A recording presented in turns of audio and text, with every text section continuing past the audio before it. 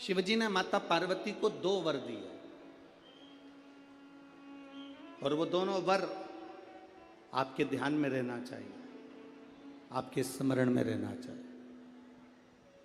शंकर भगवान ने माता पार्वती को 2 वर दिए जब माता पार्वती ने तप साधना करी। पहला वर मां पार्वती जी को देते हैं भगवान देवादिदेव महादेव, जो नारी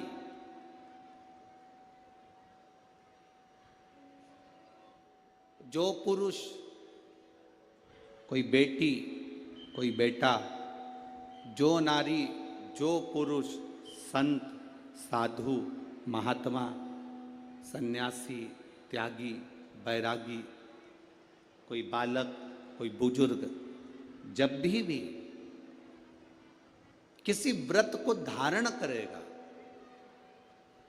कोई भी व्रत हमने अपनी जिंदगी में उठा लिया, कोई व्रत धारण करेगा तो शंकर भगवान कहते हैं उस व्रत को पूर्ण करने की शक्ति बल पार्वती तुम और मैं शिव और शक्ति दोनों प्रदान करेंगे।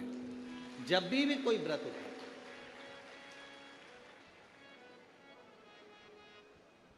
आपने अगर कोई नियम ले लिया अपनी जिंदगी में कि मुझे ये कार्य करना है, तो वो कार्य पूर्ण करने की जवाबदारी भोलेनाथ जी की। आप अपनी मेहनत करो, आप अपना कर्म करो, अपने कर्म में कभी पीछे मत हटो, अपनी मेहनत में कभी पीछे मत हटो। आपने सोच लिया कि मुझे डॉक्टर बनना है, आपने सोच लिया कि मुझे इंजीनियर बनना है, आपने सोच लिया कि मुझे एक अच्छा अधिकारी बनना है, तो मेहनत तुम्हें करना है। उतनी मेहनत करो, जितना कर्म कर सकते हो उतना कर्म करो, जितनी पढ़ाई कर सकते हो उतनी पढ़ाई करो। किसी आडंबर में पढ़कर कोई तुमसे कह दे कि मेरे पास आकर बैठ जाना, मैं तुमको ऐसा भभूति बनाकर दे दूंगा कि जिससे तुम पास हो जाओगे या जिससे तुम उत्तीर्ण हो जाओगे या तुम्हारी नौकरी लग जाएगी। ना ना ना, अपनी मेहनत अपना कर्म अपने को करना है, तब हम उन्नति की सीढ़ी पर चढ़ सकते हैं, आगे बढ़ सकते हैं। अपनी उन्नति की सीढ़ी पर चढ़ने के लिए अपनी मेहनत जरूरी है, अपनी मेहनत। क्योंकि आप बहुत ऊपर की ओर बढ़ जाओ तो बड़ा कठिन है। हमारा माननीय उप मुख्यमंत्री जी यहाँ पर बैठे हुए हैं, माननीय आमदार विधायक जी बैठे हुए हैं, और भी अधिकारी गण यहाँ पर बैठे हुए हैं इस कथा में। आप कभी अकेले में इनसे बात करना, अगर आज ये उप मुख्यमंत्री जी की कुर्सी पर बैठे हैं, आमदार जी की कुर्सी पर बैठे हैं, खासदार जी की कुर्सी पर बैठे हैं, अध्यक्ष की कुर्सी पर बैठे हैं, या किसी उन्नति की सीढ़ी पर चढ़े हैं, तो पुराने समय की इनकी मेहनत को देखना कि इन्होंने मेहनत कर कर अपने बल को पाया है, तब प्रभु की कृपा से आज कहीं अच्छी जगह पर विराजमान। आप अब अपन ने इनकी बात करी, आप अपनी बात करिए। आप इतनी सारी संख्या में आए हो, यजमान परिवार ने मते जी ने तो 1 2 3 लोहे के पंडाल, उधर 4 उधर 5 पीछे 6 7 8 पंडाल इन्होंने लगवाए।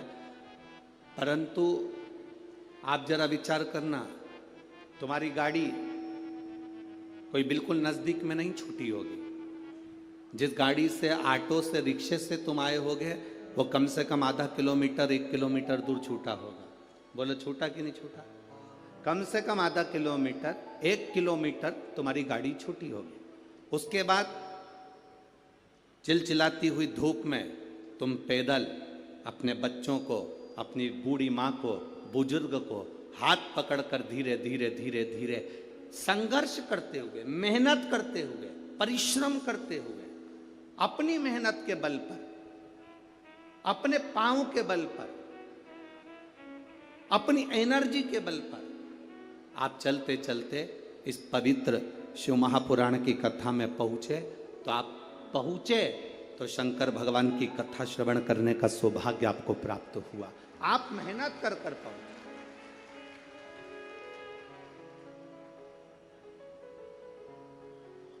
आपका संघर्ष, आपकी मेहनत, आपका बल, आपका कर्म आपको आगे बढ़ाता है। शिव कहते क्या है? भगवान शंकर का कहना क्या है? शंकर एक बात जरूर कहते हैं अपने भक्तों से, मैंने विष पिया है, नीलकंठधारी बनकर बैठा हूं। जिंदगी में ताने, गाली, अपशब्द लोग कहेंगे, ये जहर है जिसको आपको पी जाना, जिसको आपको पीना है। हमने कथा में एक बात पहले कही थी, आप लोगों के स्मरण में होगी, नागपुर वासियों ने अगर कथा टीवी पर सुनी होगी तो उनके स्मरण में होगी। तुम्हारे चाहने वाले कम हो जाएं चलेगा, तुम्हारी प्रशंसा करने वाले कम हो जाएं चलेगा, तुम्हारी बड़ाई करने वाले कम हो जाएं चलेगा, तुम्हारे प्रशंसा करने वाले कम हो जाएं चलेगा। और शिव महापुराण की कथा कहती है कि तुम्हारे निंदा करने वाले कम नहीं होना चाहिए, तब समझना कि तुम उन्नति की सीढ़ी पर चल रहे हो।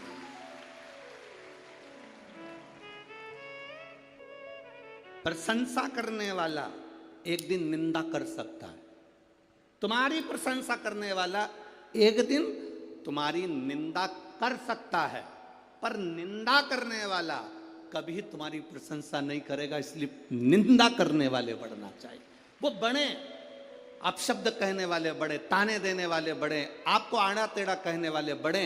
जब वो बढ़ेंगे तब समझना कि अब आप दुनिया के लोगों की चर्चा में हो, मतलब आप उन्नति की एक सीढ़ी ऊपर चढ़ चुके हो, आप आगे बढ़ चुके हो, आप उन्नति की ओर अग्रण्य हो रहे हो।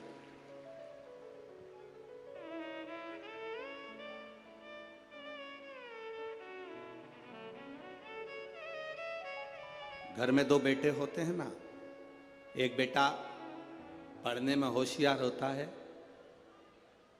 एक बेटा थोड़ा सा कमजोर होता है।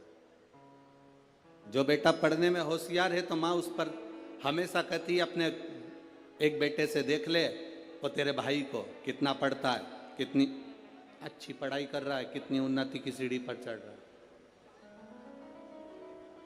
देख ले अपने भाई को, वो कितना अच्छी पढ़ाई कर रहा है, कितनी उन्नति की सीढ़ी पर चढ़ रहा है।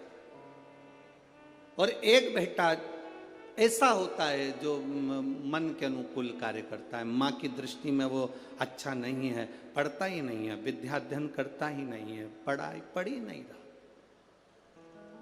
पर कभी कभी जिंदगी में ऐसा फेरबदल हो जाता है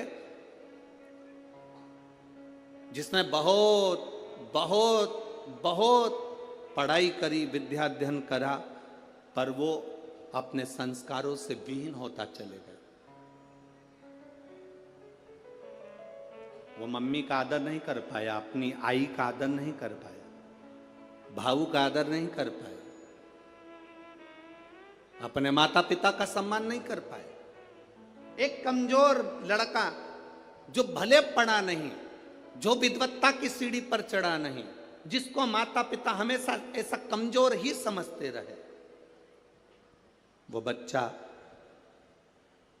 भले कितना भी दुख की घड़ी आ गई पर अपने माँ बाप को कभी धक्का देकर नहीं निकाला, उसने अपने पास अपने माँ बाप को रखा, अपने माता पिता को अपने नजदीक में रखा।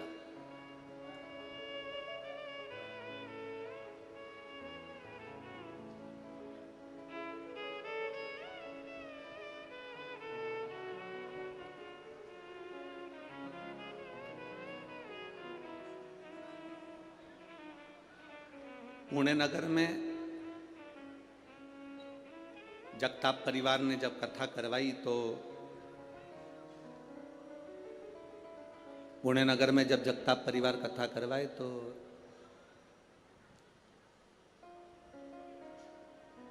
उन्होंने कहा, गुरुजी यहाँ एक वृद्धाश्रम है, आप चलेंगे? हमने कहा जरूर। वृद्धाश्रम गए, वहाँ बुजुर्गों से मिलना हुआ, और बुजुर्गों से मिलना हुआ तो उनसे बातचीत हुई, तो बातचीत में पता करा, मिले तो मालूम करा कि जितने भी वृद्धाश्रम में रह रहे थे जितने वृद्धाश्रम के अंदर निवास कर रहे थे, किसी का बेटा बड़े ऊंचे पद पर था, किसी का बेटा किसी पद पर था, किसी का बेटा किसी पद पर था, किसी का बेटा किसी पद पर था। में एक भी बुजुर्ग ऐसा नहीं मिला जिसका बेटा सब्जी बेचता हो, एक भी बुजुर्ग ऐसा नहीं मिला जिसका बेटा कबाड़ा बेचता हो, एक भी बुजुर्ग ऐसा नहीं मिला जिसका बेटा रोड पर भीख मांगता हो, एक भी बुजुर्ग ऐसा नहीं मिला जिसका बेटा सब्जी का ठेला लगाता हो, एक भी बुजुर्ग ऐसा नहीं मिला जिसका बेटा कहीं रोड पर गाड़ी लगा रहा हो या कोई सामान की हम्माली कर रहा हो। जितने बुजुर्ग मिले वो सारे के सारे उनके घर के थे जिनके बेटे उन्नति की सीढ़ी पर बैठे थे और माता पिता की सेवा नहीं कर पाए। कभी किसी गरीब के माता पिता वृद्धाश्रम में कभी नहीं मिलते, कभी किसी साधारण व्यक्ति के माता पिता वृद्धाश्रम में नजर नहीं आते। क्यों? क्योंकि उसके अंदर संस्कार इतना प्रबल,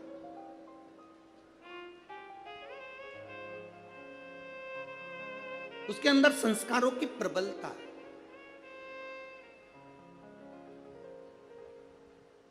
फिर निवेदन है, जिस गांव में पानी की कमी होती है वहां की फसल बिगड़ जाती है, और जिस घर में संस्कारों की कमी होती है वहां की नस्ल बिगड़ जाती है। अपनी नस्ल को सुधारना है तो संस्कारवान बनाना है। एक नियम अपने अंदर उतार कर रखिए। ये जितने लाखों की संख्या में आप लोग यहां पहुंचे हो, एक नियम अपने अंदर उतार कर रखना। हफ्ते में एक दिन ऐसा बनाना जिस दिन हमारा पूरा घर, पूरा परिवार एक साथ बैठकर, भाई भाई, परिवार, देवरानी, जेठानी सब एक साथ बैठकर भोजन करते हों। जब पूरा परिवार एक साथ बैठकर भोजन करता है तो हमारे घर के संस्कार कभी समाप्त नहीं होते, संस्कार बने रहते हैं। पूरा घर, पूरा परिवार एक साथ बैठकर भोजन कर,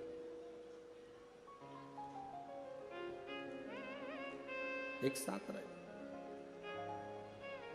शिव जी ने पार्वती जी को 2 वर दिए, उसमें से एक वर दिया कि शिव और शक्ति का बल व्रत, साधना, उपास करने वालों के साथ, नियम धारण करने वालों के साथ में रहेगा, जो नियम धारण कर।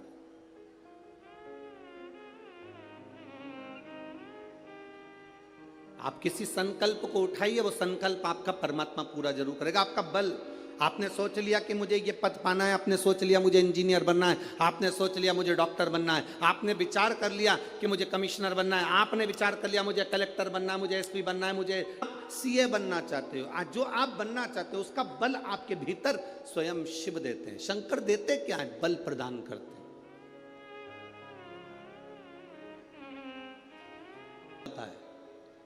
दुनिया के लोग हंसेंगे शंकर जी पर, एक लोटा जल चढ़ाने से फल क्या मिलता है?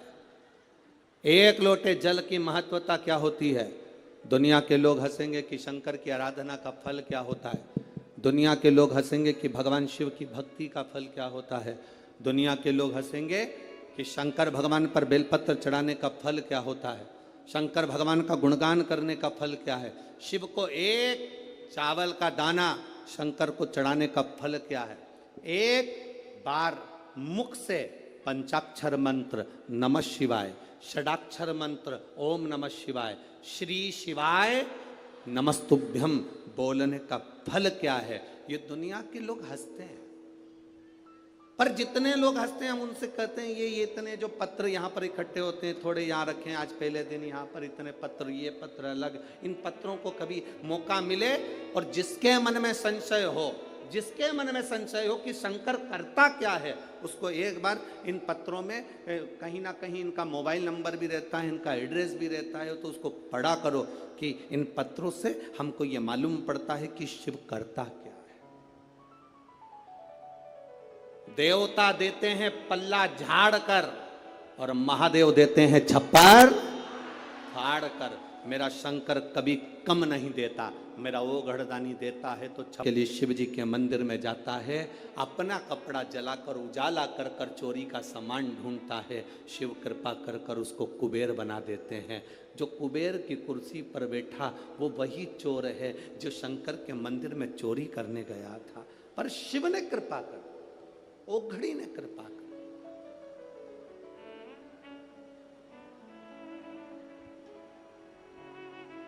वो करुणा सागर।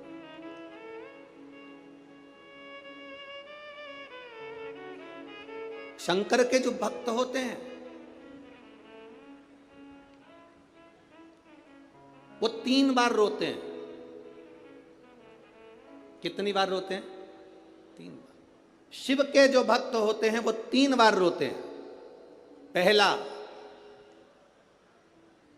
जब भगवान शंकर को पुकारते हैं, उसके हृदय में बड़ी तकलीफें होती है, कष्ट होता है, दुख होता है, तब वो भगवान को पुकारता है, तब रोता है।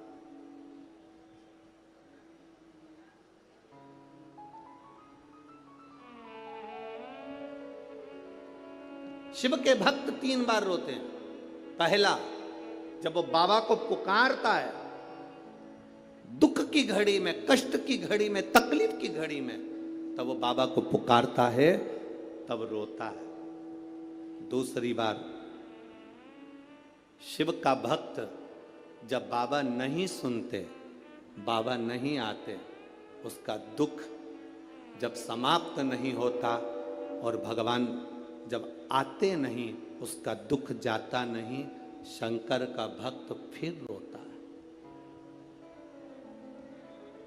शिव के भक्त 3 बार रोते हैं। एक बार भगवान को पुकारते हैं तब, दूसरा भगवान नहीं आता तब, और तीसरी बार शंकर के भक्त तब रोते हैं जब भगवान मिल जाते हैं और उसका कार्य जब पूर्ण हो जाता है, तब भी वो रोता है, तब भी रोता है। शंकर के भक्त 3 बार रोते हैं। पहली बार जब भगवान को पुकारेगा तब रोएगा, दूसरी बार जब भगवान नहीं आएंगे तब रोएगा, और तीसरी बार जब भगवान आ जाएंगे तब रोएगा। तीसरी बार इसलिए रोता है कि मेरे जैसे पापी पर भी तूने कृपा कर दी। मैंने सोचा नहीं था कि मेरा महादेव एक लोटे जल से प्रसन्न हो जाता है और मेरे ऊपर करुणा कर देता है, तब भी रोता है, तब भी रोता।